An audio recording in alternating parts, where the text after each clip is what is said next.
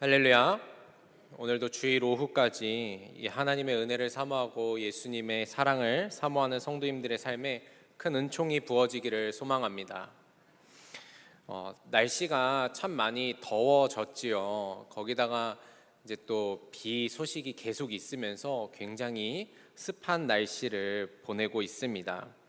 이런 날씨에는 우리가 여러 가지 주의하고 또 조심해야 되지만 무엇보다 조심해야 되는 것 중에 하나가 있다면 바로 음식물일 것입니다. 그래서 이런 날씨에는 밖에다가 조금만 놔둬도 금방 상하고 금방 쉬기 때문에 여러분들 아마 음식물 드시는 거 또 보관하시는 거 이런 거에 조금 더 관심을 기울이셔야 될 것 같습니다. 음식물을 그냥 상온에다가 두게 되면 금세 시간이 지나면서 쉬고 또 쉬는 것만이 아니라 곰팡이가 이렇게 새하얗게 올라오게 되는 것을 우리는 종종 보게 되지요. 오늘 여러분들과 함께 나눌 사진을 한 장 가지고 왔습니다. 보이십니까, 여러분? 아마 겨울철에 귤 드시다가 까먹고 어디 내버려 두셨다가 발견하시면 저런 모양새의 귤들을 좀 발견하게 되실 수 있을 것 같습니다. 여러분들 어떤 것인지 보기만 하셔도 아시겠지요. 귤에 곰팡이가 피어 있는 모습입니다. 이렇게 된 귤을 보면 여러분 어떻게 하십니까? 저는 개인적으로 저렇게 된 걸 보면 뒤도 돌아보지 않고 바로 봉투에다 넣어서 버려버립니다. 그리고 냄새가 날까봐 그날은 쓰레기를 정리하는 날이 됩니다. 우리는 이렇게 곰팡이가 핀 것을 보면 버려버리고 멀리하고 싶고 쓰레기통에다가 던져버리게 되지요. 그런데 여러분 그거 아십니까? 이 곰팡이가 지난 20세기 최고의 발견 중에 하나입니다. 1929년 플레밍이라고 하는 이 연구자는 영국 세인트 메리 병원에서 곰팡이를 배양해서 멸균 능력을 가진 물질을 분리하는 연구를 진행하고 있었습니다.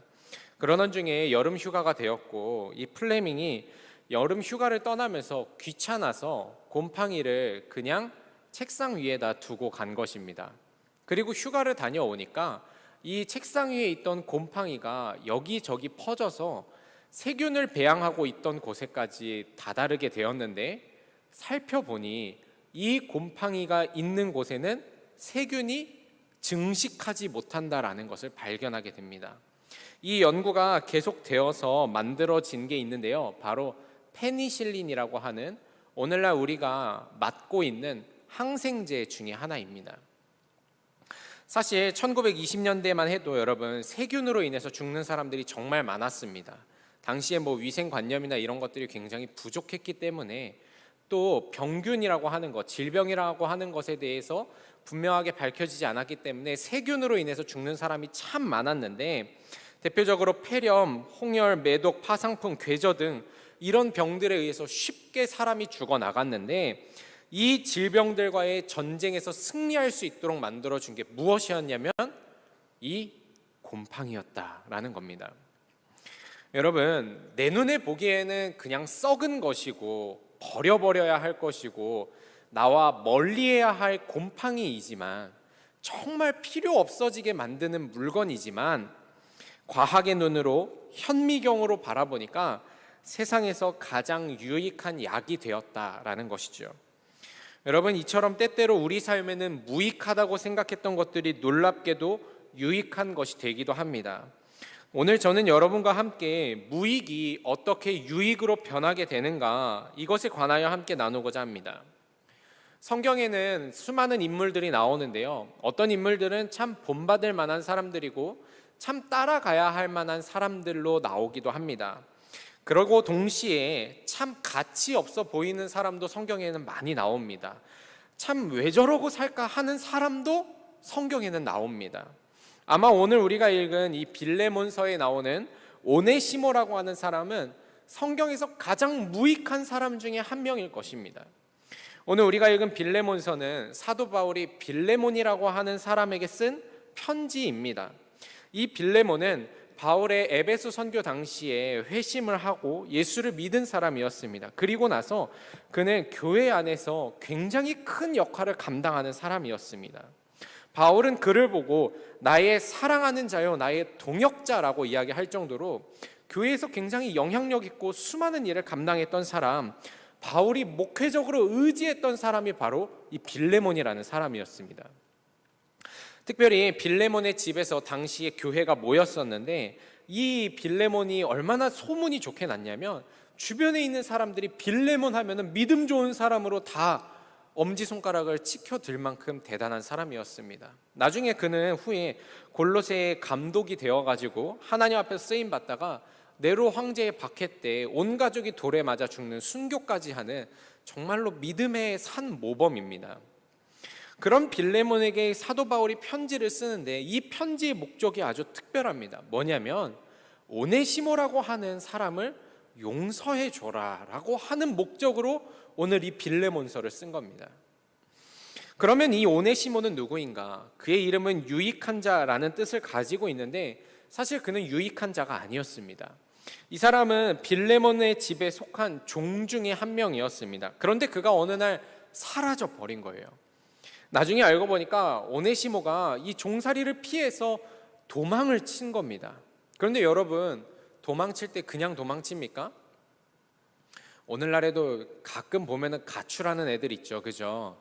여러분, 가출할 때 빈손으로 가출합니까? 아니면 엄마 지갑 털어갑니까? 100이면 100, 지갑을 털어가죠. 나가서도 먹고는 살아야 되잖아요. 그래서 오네시모도 그냥 도망친 게 아니라 빌레몬의 집에 있는 물건을 좀 훔쳐서 달아났던 것 같습니다.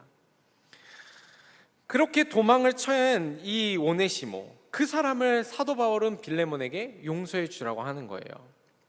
지난번 부흥회 때 부흥 강사님이 노예에 대해서 정확하게 좀 설명을 해주셨었는데, 그때 뭐라 그러셨냐면 로마 시대의 노예가 말하는 당나귀와 같은 존재였다라고 이야기를 하셨었죠.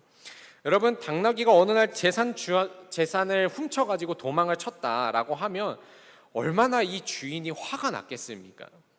지금이야 노예라는 개념이 희미하고 이해하기 어려운 사회의 모습이지만 당시만 해도 여러분, 이 사건은 말도 안 되는 사건 중에 하나였었습니다.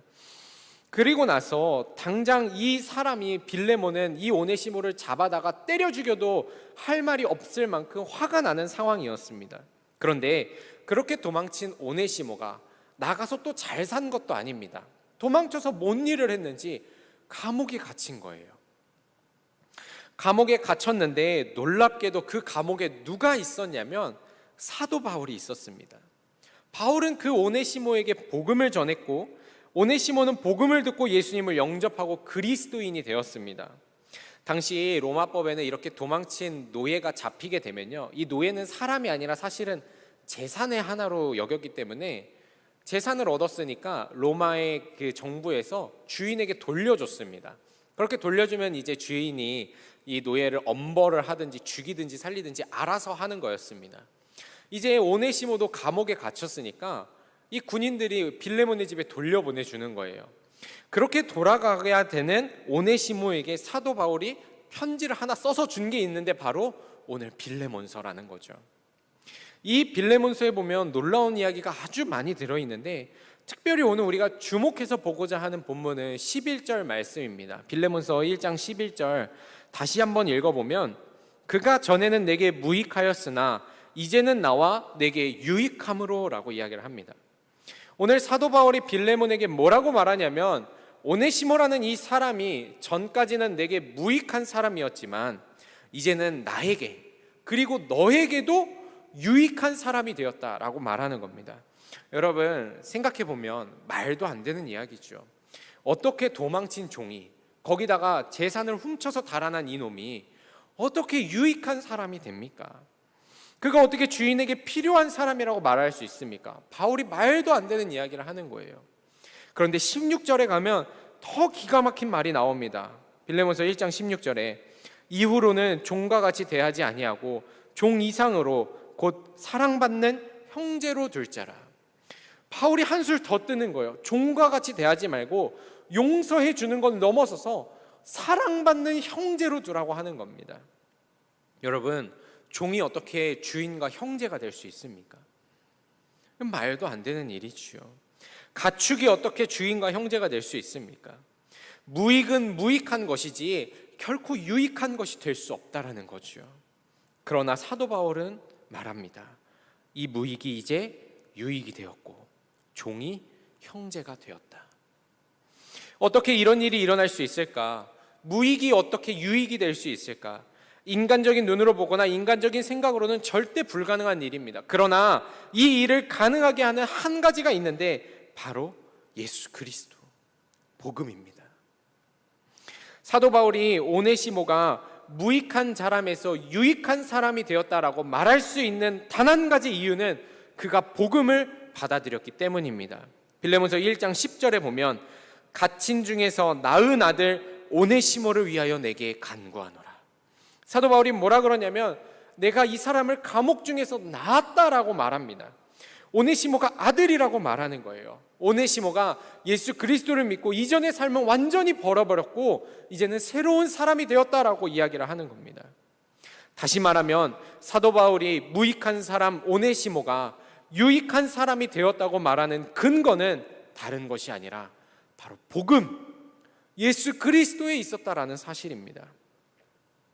설교를 시작하면서 여러분과 곰팡이가 눈으로 보기에는 썩은 것처럼 아무 쓸데없는 것으로 보인다 하지만 과학과 현미경으로 보면 인류를 구원하는 약이 될 수 있다라고 이야기를 했습니다. 여러분, 마찬가지입니다. 무익한 사람이라도, 아무리 무익한 것이라도 복음 안에서 보면, 예수 그리스도 안에서 보면 유익한 사람, 유익한 것이 됩니다. 여러분, 무익하다는 건 무슨 뜻입니까? 쓸모가 없다는 거죠. 도움이 안 된다는 겁니다. 필요가 없다는 겁니다. 그렇기 때문에 무익하다는 것은 당장 버려야 하고 잘라내야 하고 떨어져야 한다는 것을 의미합니다. 여러분, 이 무익하다는 것은 사람만을 의미하는 건 아닙니다. 우리 삶에는요, 무익한 상황이 있고요, 무익한 경험이 있고요, 무익한 무언가가 너무도 많이 있습니다. 그러나 오늘 성경이 뭐라 그러는가?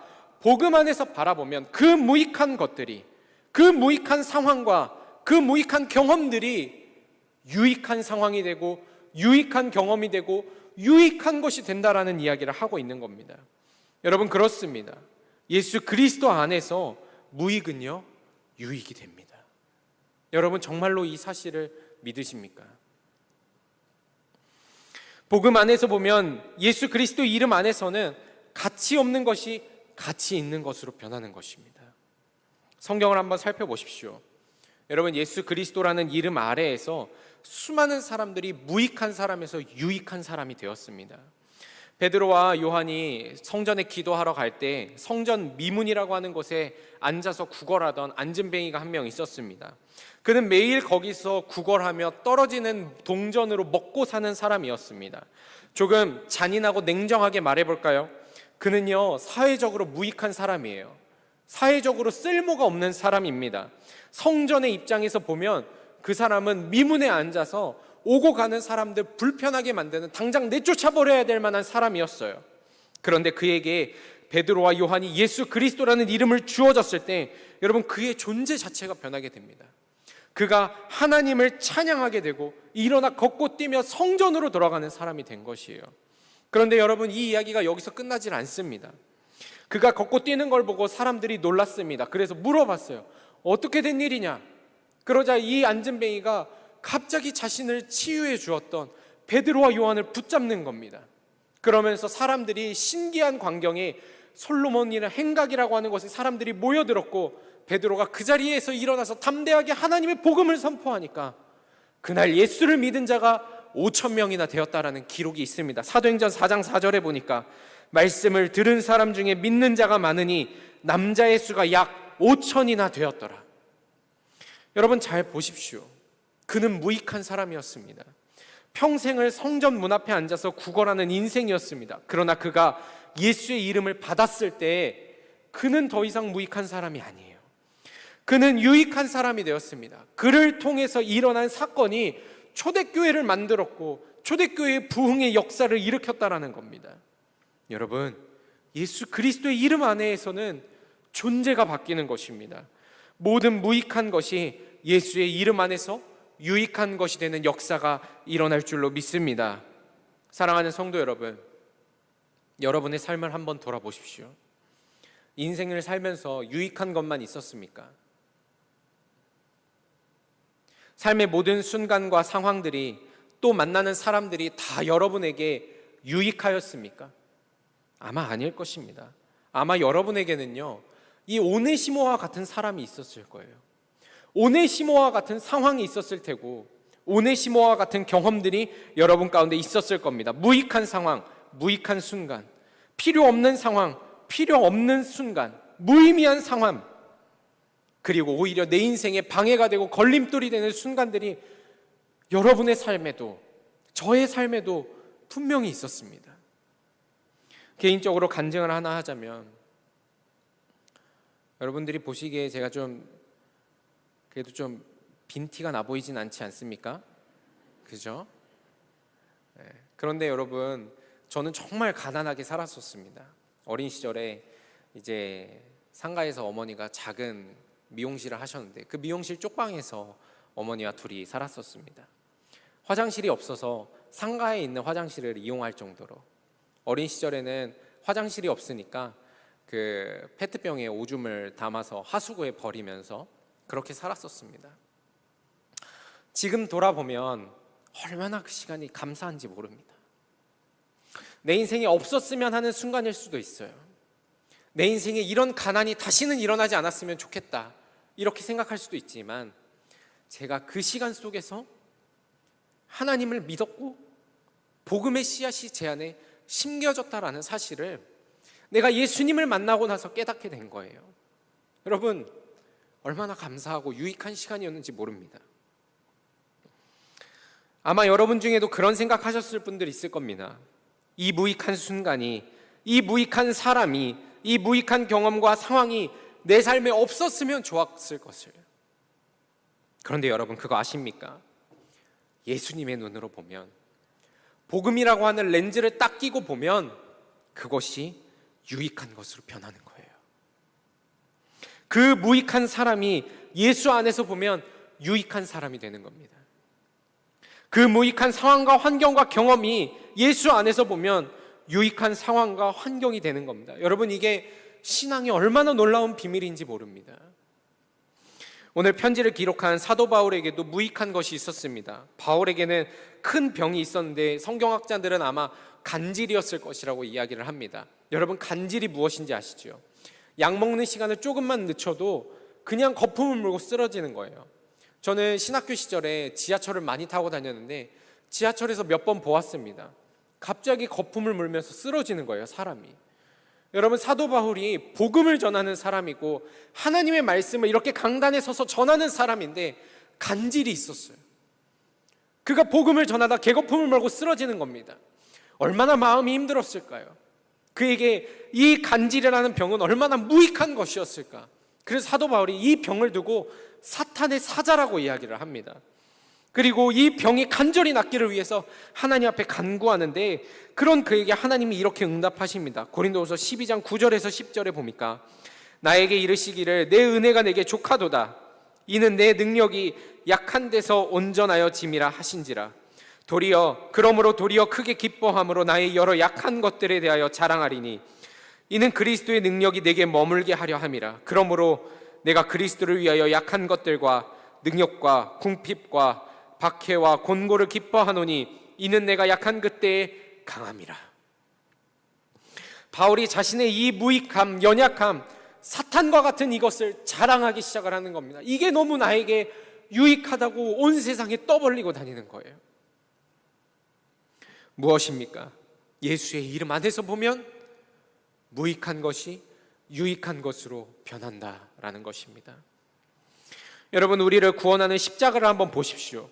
이 십자가는 여러분 사실 무익한 것입니다.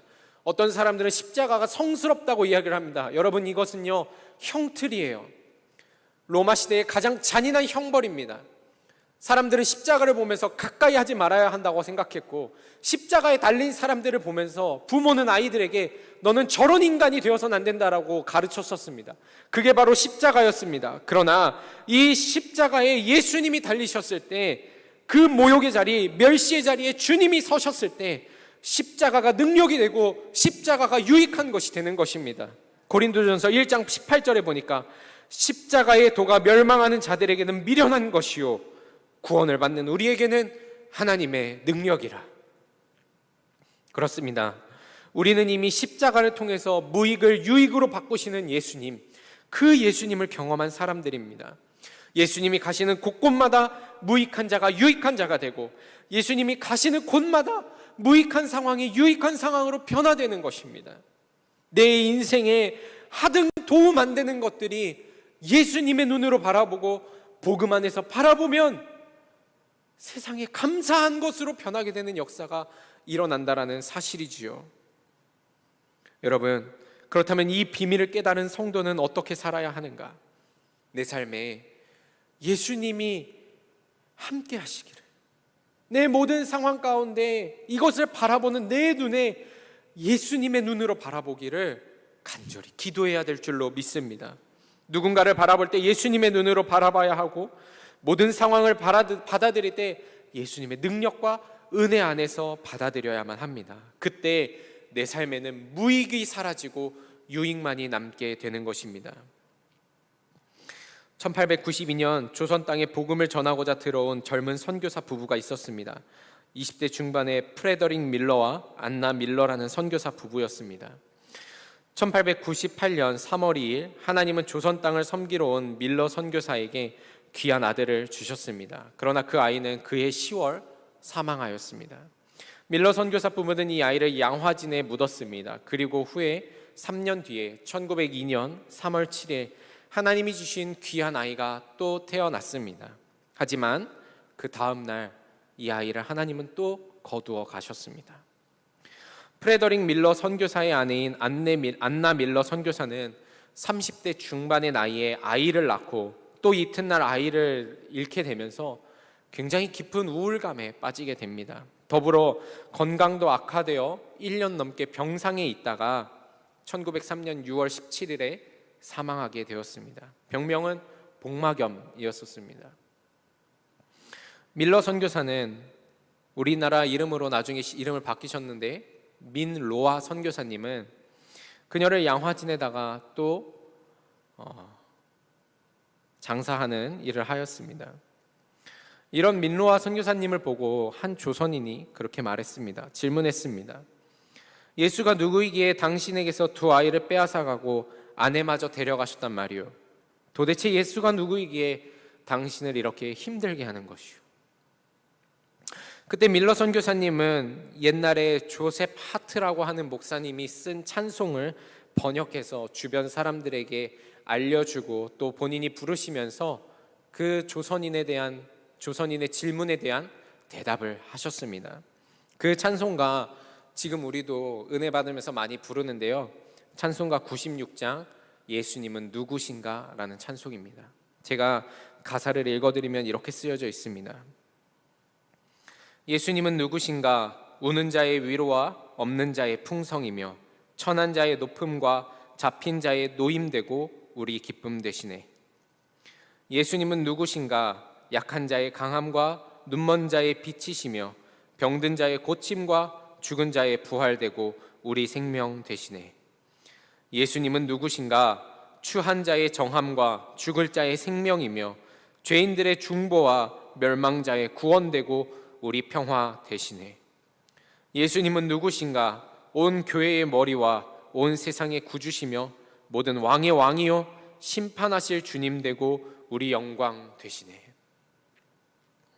여러분, 이 밀러 선교사님에게 조선 땅에서의 선교는 자녀를 잃고 사랑하는 아내를 잃은 그 기억과 경험과 이 땅은 무익한 것이었는지도 모릅니다. 또 그런 아픔이 있는 그에게 예수가 누구길래 당신을 이렇게 힘들게 합니까? 라고 물어보았던 그 조선인은 그의 인생에 하등 쓸모없는 상처만 주는 무익한 사람이었는지도 모릅니다. 그러나 밀러 선교사님은 예수님의 눈과 마음으로 예수님 안에서 상황을 바라보고 복음 안에서 그 사람을 바라보았습니다. 그러자 하나님은 그 고통과 무익함을 들어서 유익함과 은혜로 바꾸시고 예수님의 사랑을 느끼게 하셨습니다. 그리고 그 사랑으로 말미암아 지금 우리도 이 찬양을 부르면서 수많은 위로를 얻고 수많은 유익을 경험하고 있습니다. 사랑하는 성도 여러분, 이제 이 은혜의 역사가 저의 삶에, 여러분들의 삶에 일어나게 되기를 소망합니다. 오늘 무익을 유익으로 바꾸시는 예수 그리스도의 능력, 복음의 능력을 경험하게 되시기를 소망합니다. 무익한 사람과 상황이 예수의 이름 안에서 유익한 사람과 상황으로 변화되기를 소망합니다. 이를 위해서 여러분 한 주간 예수 그리스도를 온전히 붙잡으십시오. 여러분 간절히 기도하시면서 내 눈이 아니라 주님의 눈으로, 복음의 눈으로 상황과 환경을 바라보게 하소서 간절히 기도하시고 선포하십시오. 그때 하나님께서 우리 가운데 일하시고 역사하심으로 말미암아 우리의 모든 무익했던 과거와 무익해 보이는 현재와 무익할 것으로 예상되어지는 미래들이 유익한 과거, 유익한 현재, 유익한 미래로 변화되게 될 줄로 믿습니다. 그 은혜를 누리는 귀하고 복된 성도가 되시기를 소망합니다. 기도하겠습니다.